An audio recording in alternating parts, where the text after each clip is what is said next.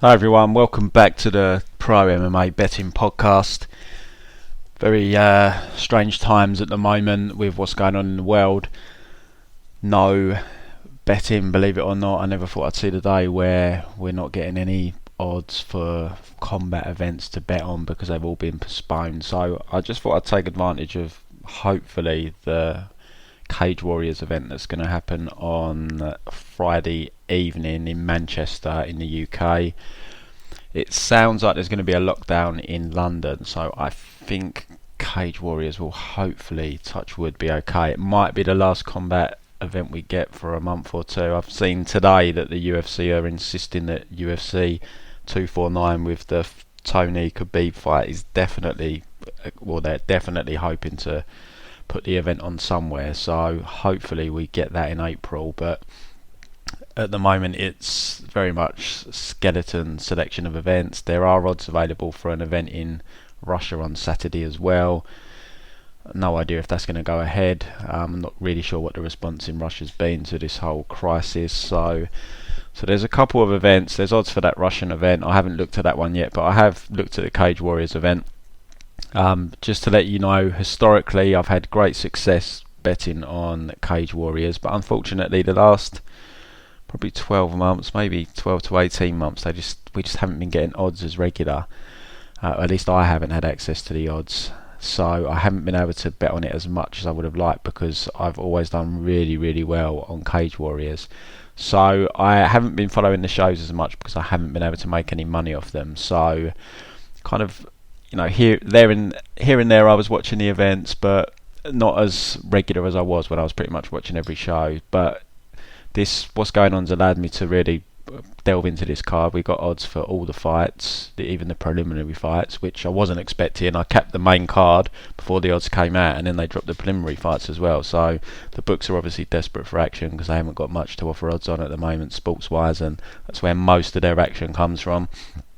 So I'm going to work through from bottom to top as we always do. Thought this might give people some relief, something to listen to for half an hour, 45 minutes, however long it goes on for, take your mind off everything that's going on, and hopefully we can make some money until the next event comes around. This is my main source of income, so this is absolutely debilitating for me, but what can we do? It's just a fucked up situation at the moment, unfortunately.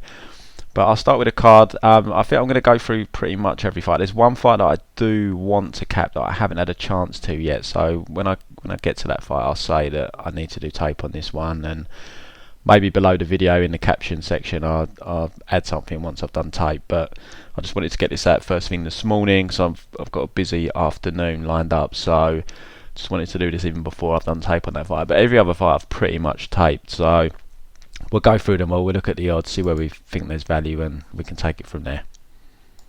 First fight on the card is Monarch taking on Kingsley Crawford. This is going to be a stand-up fight, I imagine. Lewis would probably be wise to mix in takedowns here to make this possibly an easier night than it has to be, but it's not really his style. He hit the odd takedown, like he hit a takedown on Charrier in, I think it was the third round of his last fight. But generally he's a boxer, he's happy just to stand there and trade with you. He's got good boxing. I like his hands, but it just, I don't know, it's just like he doesn't put his foot down on the pedal when he needs to, when fights are a little bit close. And if you look at his record, he's never won a decision. He's a durable guy, he's never been stopped. He's got 5 decision losses, and all of his wins, he's got 10 wins, they're all inside the distance, 6 KOs, 4 submissions. So he tends to finish you or lose a decision. But I mean, to be fair, Morgan Charrier, who he fought last time out, I hold Charrier in high regard. He was meant to be on this card, but his opponent decided not to travel, which was a shame because I definitely liked him for a bet.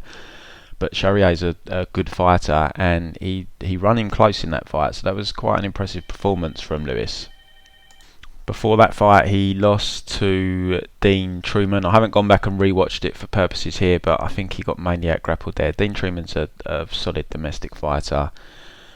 I think he has improved since his losses to Jeremy Petley, a split decision loss. He lost to Kane Musa. Again, not going to watch that, but Kane is a wrestler generally, so he probably got wrestled in that fight. And the Jason Ponnet fight, I haven't watched it again for this purpose, but I have seen that fight in the past. I'm pretty sure he got outstruck in that fight, but that was nearly 4 years ago. And he's only young, he's definitely improved. So he's taking on Kingsley Crawford here, so it is a step down in competition for him compared to his last couple of fights. Kingsley, I think he has a stand-up background. He likes to clinch, he's got good knees in the clinch. His weakness is on the ground. If you watched his fight with James Hendin, he got taken down in that fight. Basically, it's how he lost. Stuck on his back for too long. As I've said though, I think he will get the fight he wants here with Lewis. I think it is going to be a stand-up fight.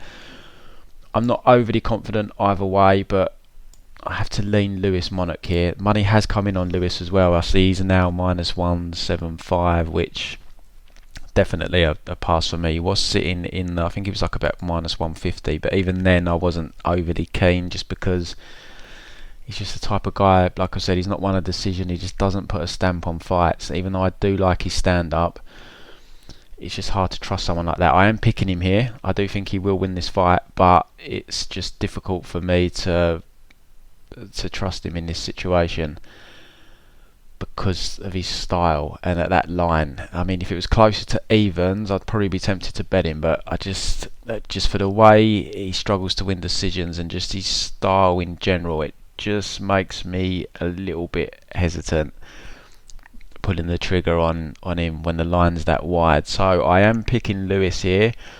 Do I think there's value in Kingsley? I honestly feel I haven't got a full read on Kingsley. I did go and watch his last few fights, but I didn't come away feeling I had a great read on him. But I do feel Lewis has solid stand-up. In fact, I know he has solid stand-up because I watched that Morgan Charrier fight. He's very comfortable in there. He's comfortable trading in the pocket, and he won't have to worry about the grappling here. Kingsley will stand with him, so experience goes with Lewis as well. So I have to side with Lewis, but yeah, it's a tough one for me to pull the trigger, especially now he's gone up to -175. Aidan, Stephen, Jack Collins next. Aidan Stephen, he's nothing special, but he's kind of okay everywhere. Jack Collins, he's only 3-0, so only 3 fights. His last fight is available, and it is not a good look.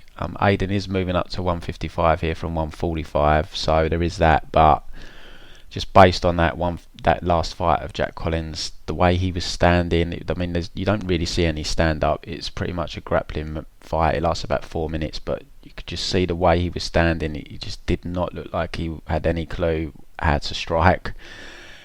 And then he gets absolutely bashed for 4 minutes. Not bashed, but just positionally completely dominated, and he pulls out a fluky heel hook to get the win. I think he's completely outskilled here. I think he'll need another kind of fluke type moment to win this fight. The line was sitting at -150 for a while. I think that was great value. It's rightly been bet up.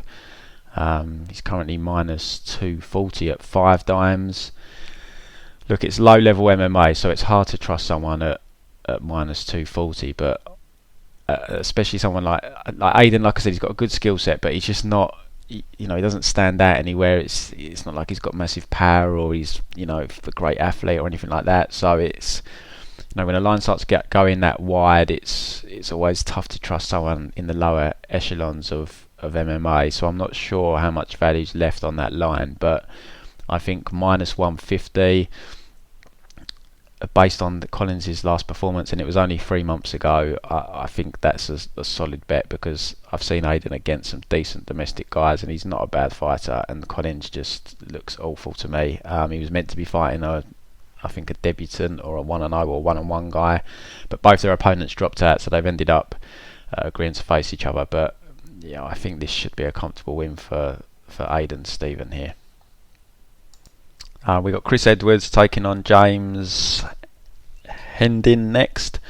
I watched James's, I don't know if it was his last fight, but I did see his fight against Kingsley Crawford, who we've already spoken about. It was his penultimate fight back in June of last year. Won a decision there, mainly through using takedowns and top control.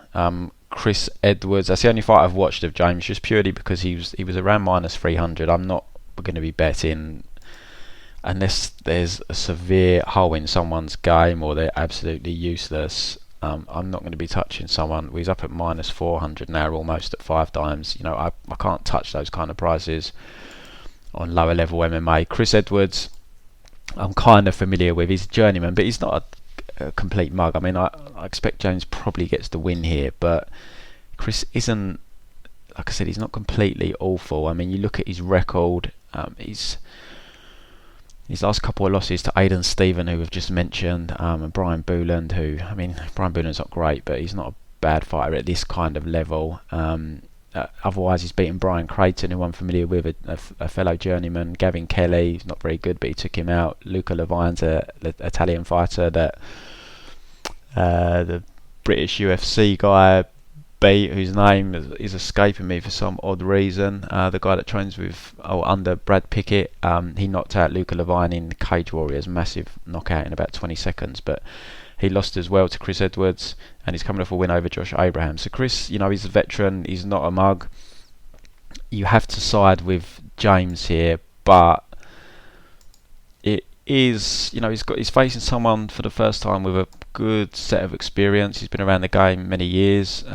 James, he did look decent against Kingsley Crawford, and he's probably improved since that fight. That is going back about 9 months ago. So, but yeah, I mean, someone that's getting up for -400 at this kind of level against a veteran like Chris Edwards, it's an easy pass for me. Kris has never been KO'd either. He's been submitted a few times, but he's never been stopped with strikes, so he's a durable guy in that sense.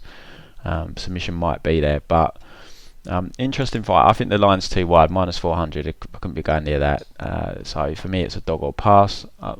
If you're going to stab Kris, keep it small though. He's, as I said, he's a journeyman. He's not the best fighter in the world, but he knows what he's doing in there. He's not a complete mug. So I think that line is definitely gotten out of hand now. Bona Richardson is the fight I mentioned at the start that I haven't done tape on yet, that I want to do tape on because I'm familiar with both. So I am intrigued to tape this one. So if I find anything interesting, I'll put it in the caption part below this video once I've taped it. Hopefully I'll tape it today. So anything of note, keep an eye on that from today basically. Hopefully I'll update it at some point. Fight after is Adam Amarasinghe taking on Jake Bond. Adam is the brother of Dean, who you guys might remember. He was on The Ultimate Fighter, used to be a professional fighter himself. Adam went through the amateur ranks, really solid records, turned pro with quite a bit of fanfare here in the UK. Hasn't quite gone to plan for Adam in the pro ranks. I remember watching his fight against Scott Malone. I think it was his full fight as a professional, where he lost to Scott Malone in that fight. Kind of made Scott Malone look really good in that fight, and it made me think Scott Malone was a promising prospect, but things have gone really wrong for Scott Malone basically since winning that fight. He came back, he got a split decision win over Darren O'Gorman, who's fighting on this card, and he's coming off a loss to Liam Gittins. I haven't seen that fight, I didn't go back and watch it. I have seen the Darren O'Gorman fight. Split decision win, not sure I agree with that being a split. I thought that was a unanimous win for Adam, but yeah, he's definitely not the prospect I thought he might be.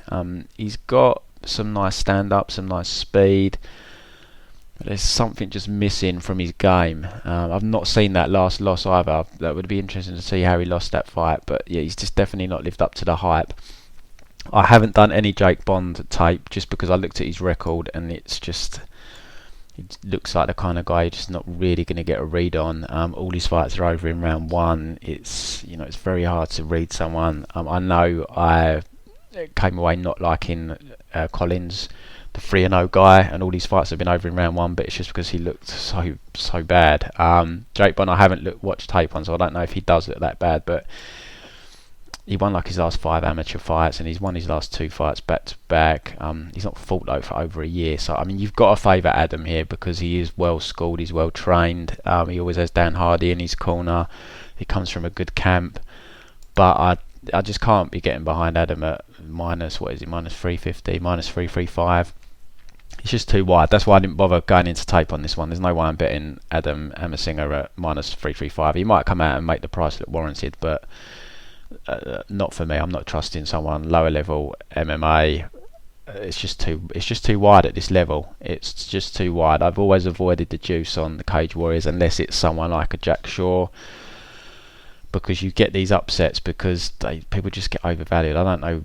Like I said, I've not seen Jake. Maybe he's that bad, but the line just is far too wide for me. So it's definitely a dog or pass, but I'm not recommending the dog here because I haven't done tape, so I don't know how bad he is. But I definitely wouldn't be adding Adam to parlays, etc. if I was you. Darren O'Gorman taking on Conor Hignett next. I did do tape on this fight, but I honestly came away with no lean. It's a hard fight to call. I think Pick'em line is correct. The line currently, Conor is minus 125, so it's not far short of a Pick'em line. Darren O'Gorman plus 105. Is there any value on him? Not really. When I cap it a Pick'em, it's just a hard fight for me personally to get a proper read on. Darren O'Gorman is 6-4. Conor Hignett is 7-5. To be fair, I think they're both better than their record suggests. To be honest, Darren used to fight at bantamweight. He's moved down to this will be his second fight at 125. He lost to Adam Amarasinghe in his 125 debut. He had some joy in that fight, but ultimately just the speed of Adam was too much for him basically. So Darren is, this is lower level MMA, guys, most of these fights, so you have to take that in when I say someone's got good grappling, I mean they've got good grappling at this kind of lower level type. So Darren he's a decent grappler at this level. He got a nice reverse triangle on Salih Kulakan. You can find that fight on Fight Pass. He was competitive with Adam Amarasinghe, but like I said, the speed and athleticism just was just slightly too much for him. Conor, he's 7-5. He's fought some decent guys. He's fought Luke Shanks, who was meant to be fighting for the flyweight title on this fight. I watched that fight. Lost the decision. He was fairly competitive with Luke. He got stopped by Sam Creasy, who is a fairly decent fighter that's been fighting on Cage Warriors for a while, a flyweight. He got stopped in that fight from ground and pound. Not sure if the stoppage was a little bit early, but he's definitely durable. Conor, he's never been stopped, except for that Sam Creasy fight, and that was ground and pound. And I mean, he probably wasn't intelligently defending himself. It probably was the right stoppage, but he wasn't hurt or anything. So he's definitely a durable guy.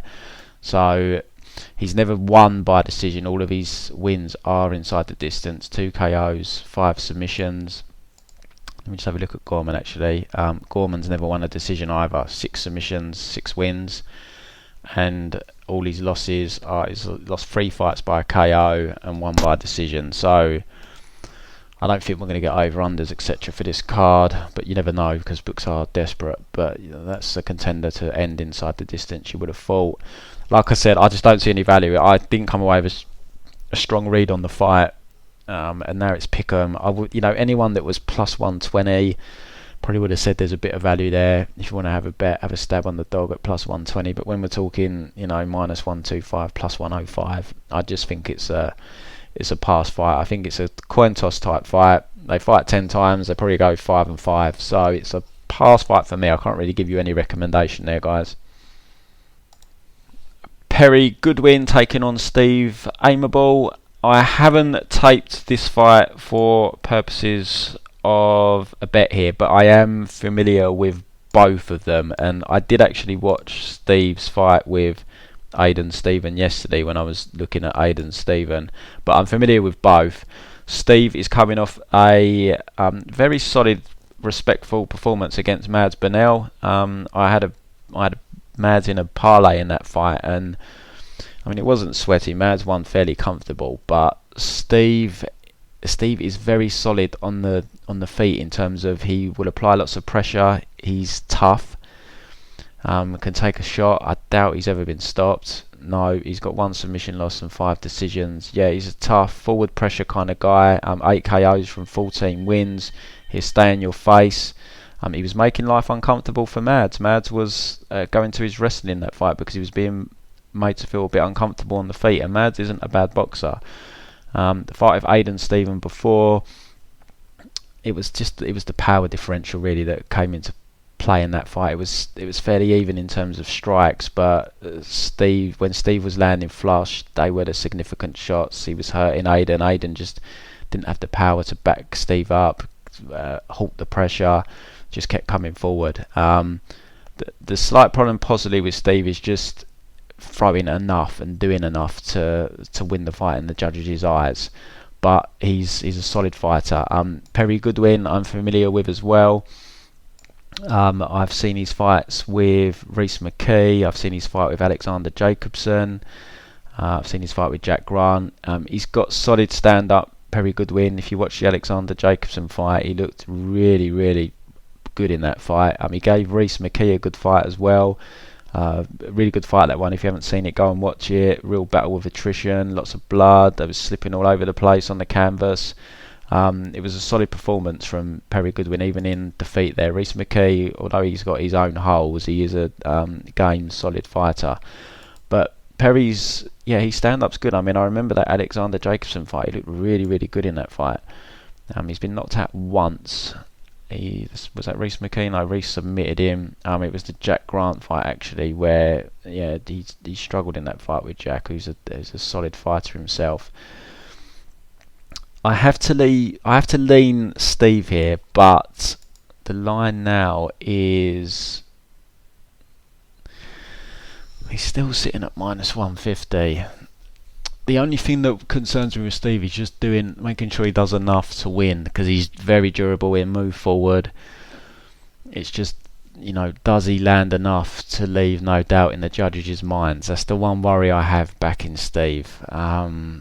It just makes me a little bit hesitant. I haven't bet this fight yet. The line is still, it's -165 at dimes. Like William Hill, it's still -150. I do lean Steve, but I just have that worry in my head that he just makes it a close fight, and it could end up being a close split decision type fight.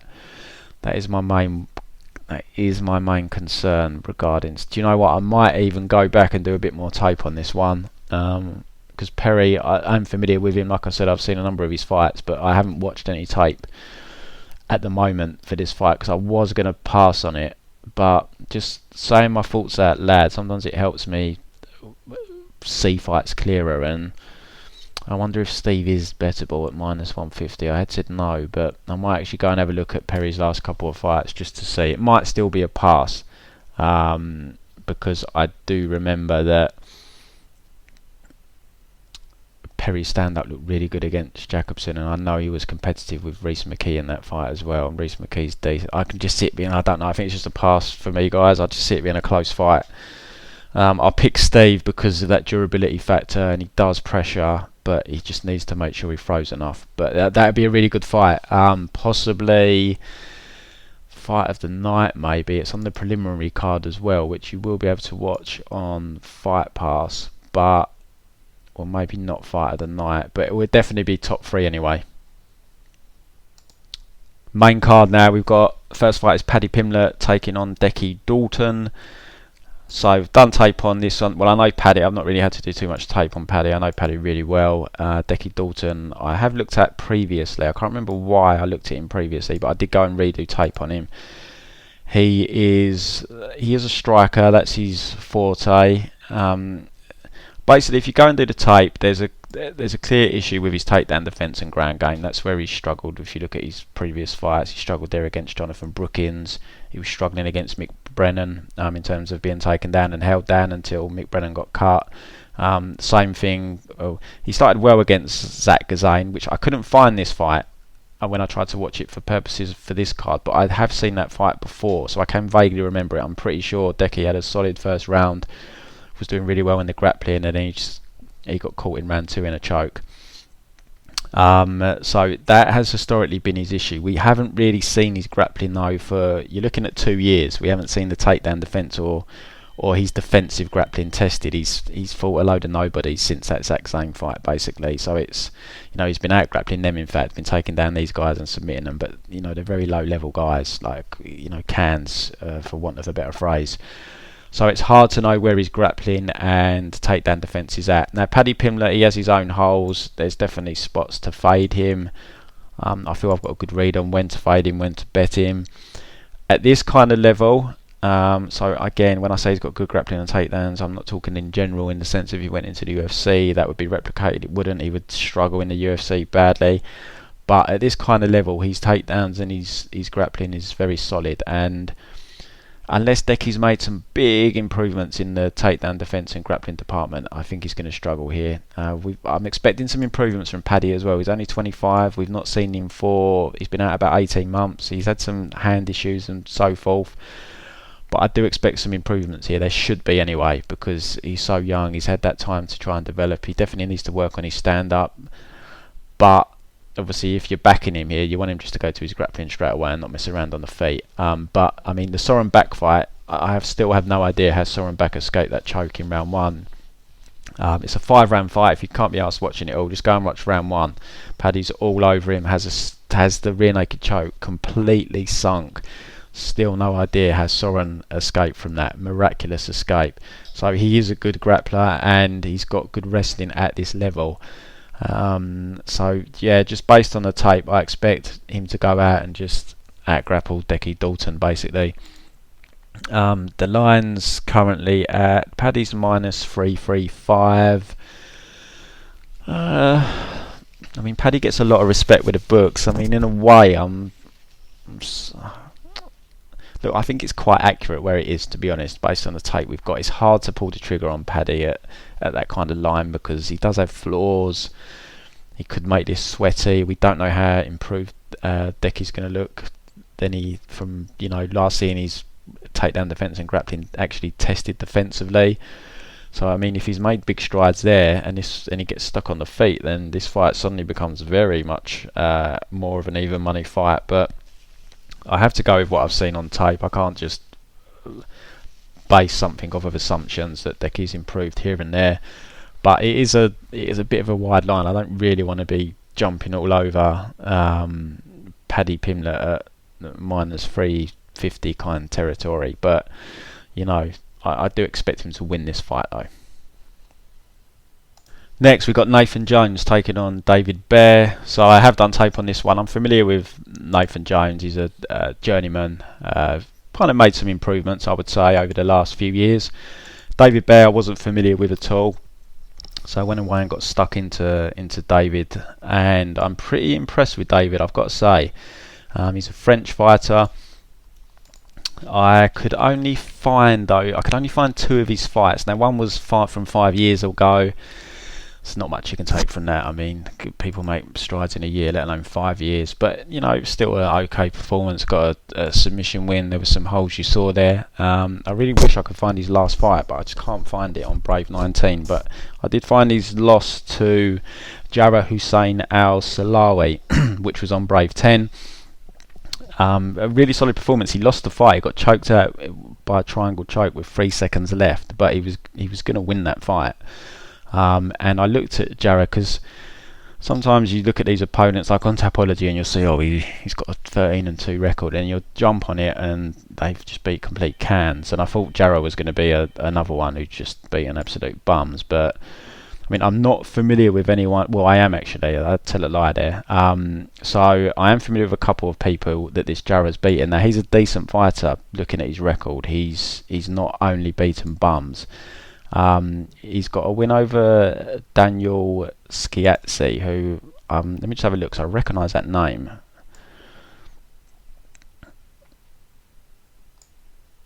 Why do I know him? So, okay, so this Schiazzi guy who he defeated, yeah, that's why I know him. He's lost to Marvin Vettori.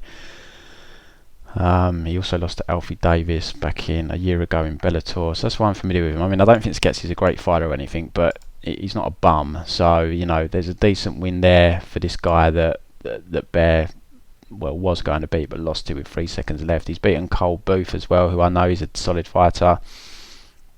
There's a couple of like Russian type names on here. He lost a split and then put the guy away, who's got a decent record. Colston Harris, he's got a TKO win over, who's got a solid record. I looked at his record and he's beaten Cole Booth, he's beaten Wellington Turman, who's in the UFC, he's beaten Michel Pereira. So this guy hasn't been beating bums. So this suggests to me that this, even though it's a loss for David Baer, he definitely won the first 2 rounds. Third round was closer, but that would have been a very solid win on his record, because that Jarrah Hussein Al Salawi it seems like a genuinely decent fighter. And then he's coming off a win in the first round over Pavel Kielek, who's a Polish fighter. I looked at his record as well, and again, this guy isn't a bum. He's got a win over Mehdi Baghdad. The guy, is that the guy that I thought it was? Maybe it's not. Let me double check his record. I thought it was the guy. Yeah, it is. It's the guy that was in the UFC. So he's got a decision win over him. So that's a decent win. So these guys he's beaten in Brave aren't bums. They're solid. Well, he lost to Jarrah, but it was so close to being a win. And then the win over Pavel. Now, we've not seen him for about 18 months. He would have been out by 15 months by the time he gets this fight here in Cage Warriors. So I'm assuming he's made some improvements. I had a look at his Instagram. He spent the summer training over at TriStar. He had a picture with GSP and the Kelvin Gastelum twin. Why am I forgetting his name? This lack of MMA events is frying my brain already. But yeah, he spent the summer over at TriStar. He's also got some kind of, it says under 92 kilos. He won some big grappling event, but I don't know where it was. I don't know if it was just in France or whether it was a European thing. He got a nice belt for it. And they was talking on the commentary in the Jarrah fight about him having a good submission game. You look at his record: 8 wins, 5 by submission, 1 by KO. So yeah, he looks like a good fighter to me. I was pretty impressed. Now he's taking on journeyman here, Nathan Jones, who I am familiar with. He's not a mug. He's an okay fighter. He will, if you have got a weakness and you're not that good, he will take advantage of it. But he's 13-9 for a reason. He's coming off 2 wins in a row. He beat Brad Wheeler in it was a bit of a sloppy fight, really. Brad Wheeler had his moments in that fight, and he could have won that fight if he hadn't been so sloppy. Like, he definitely lost the decision, Brad Wheeler, but there was he had these chances in that fight to win that fight. And then he's coming off a win over Martin Harris, who's terrible. Before that, he was on a 4-fight losing streak. Alex Lahore, Adam Proctor, Ollie Santalahiti, Ross Houston. You might not be familiar with them names, guys, but they're all at this kind of level. They're all very good fighters. So there was no shame in losing to them guys, but losing to them being the operative word. He's not beating them, and I'm pretty confident David Baer is at that kind of level with the 4 guys I just mentioned. Maybe even he might even surpass them. I don't want to give too much respect because he did lose that fight ultimately, but I was quite impressed. I liked his takedowns, his grappling, his striking looked okay as well. He seemed to apply a fair bit of pressure, keep on the front foot.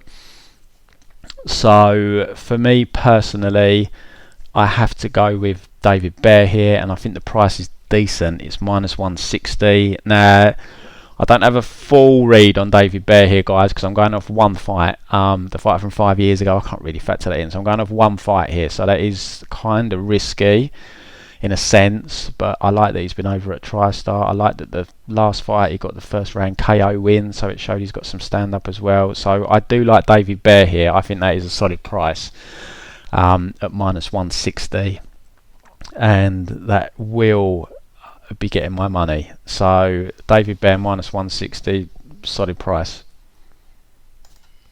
Mason Jones, Joe McColgan next. I'm very familiar with Mason Jones. I bet on Mason Jones when he fought Formula, must be a couple of years ago now.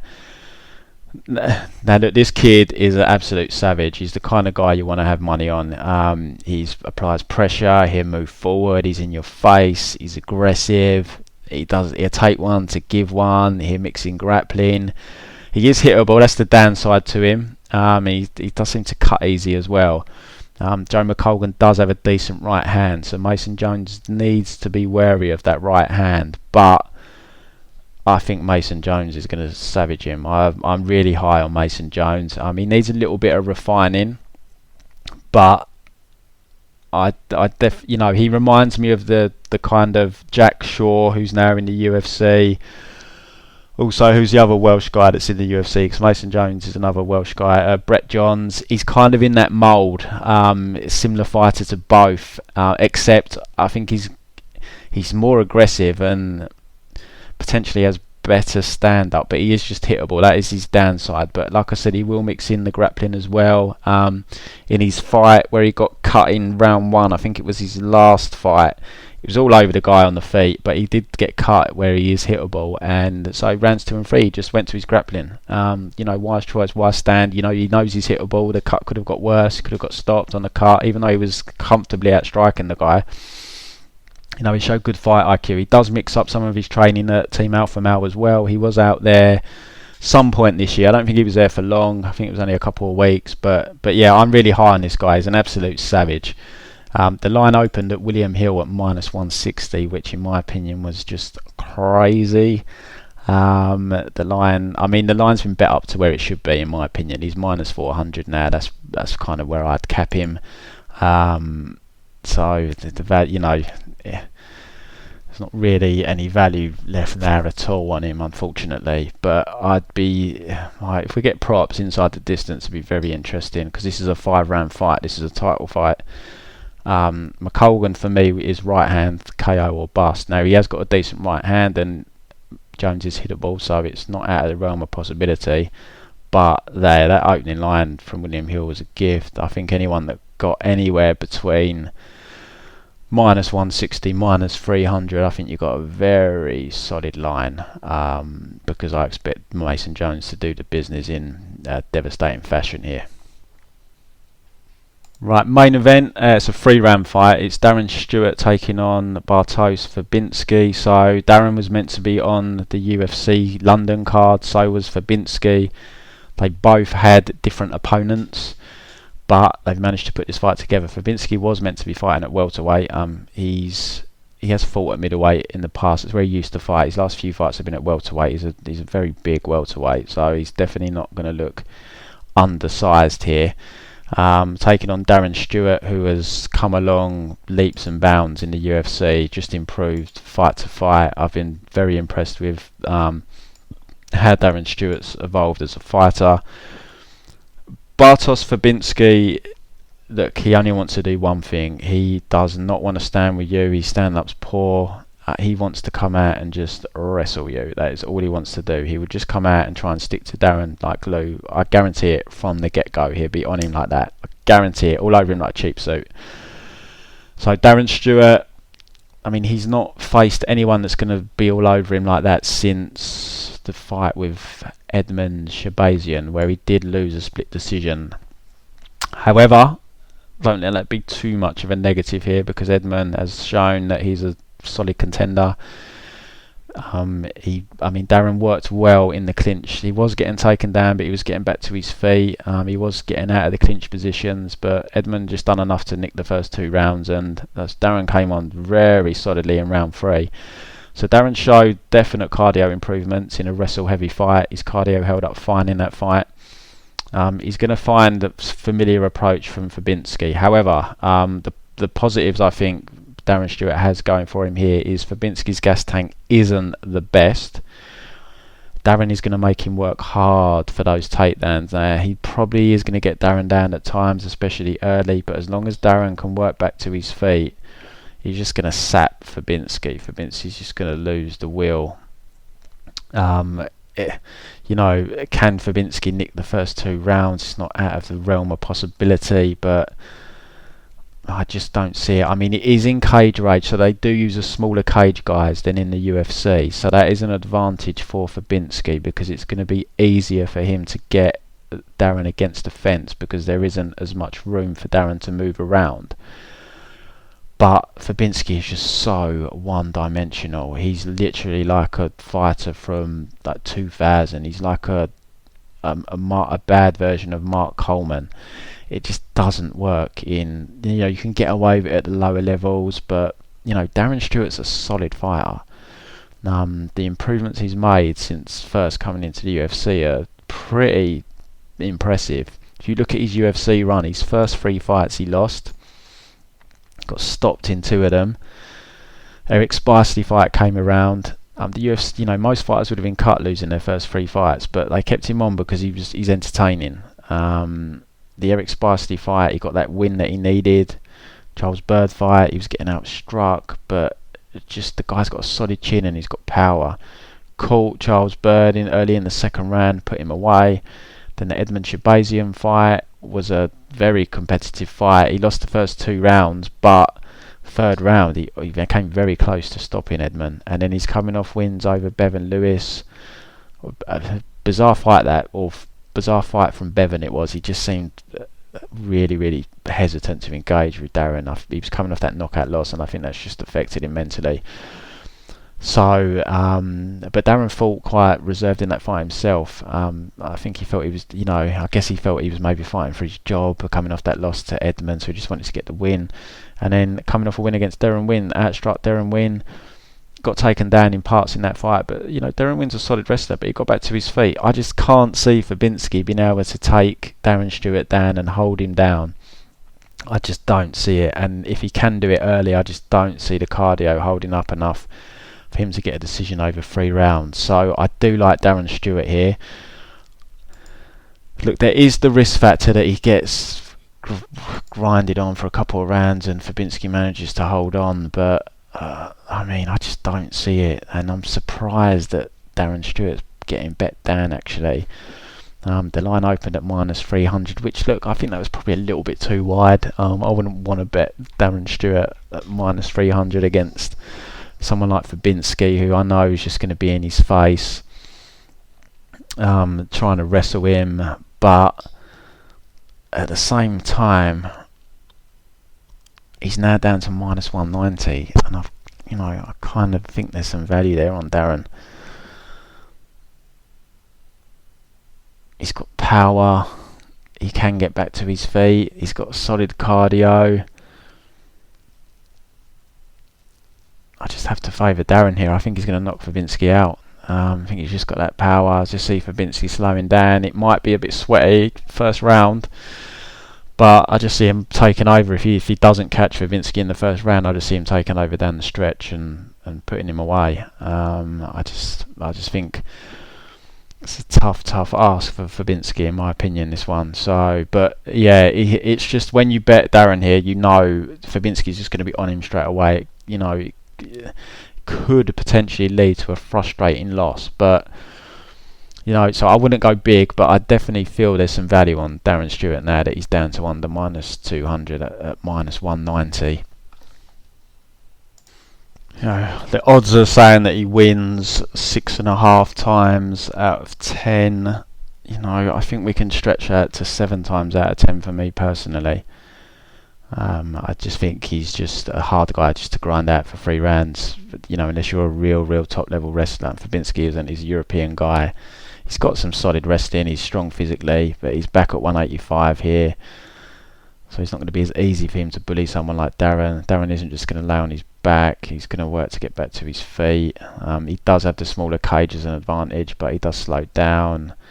He's got no stand-up. He's so one-dimensional. Yeah, I've got to go Darren here, guys, and I think there's value on that line at -190 now. Like I said, I wouldn't go huge because I know Fabinski could make this a frustrating fight, and it is Darren Stewart at the end of the day, but he's definitely made some big improvements. So Darren Stewart for me there.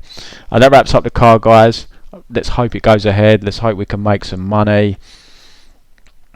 don't know when we're going to next have an opportunity to make some money on combat sports. Hopefully it is next month. Hopefully they can get that UFC card together for Tony Khabib. But we're in uncharted territory, unfortunately. So stay safe. Good luck with your bets, and let's make some coin, because it might be the last chance we get for a while, guys.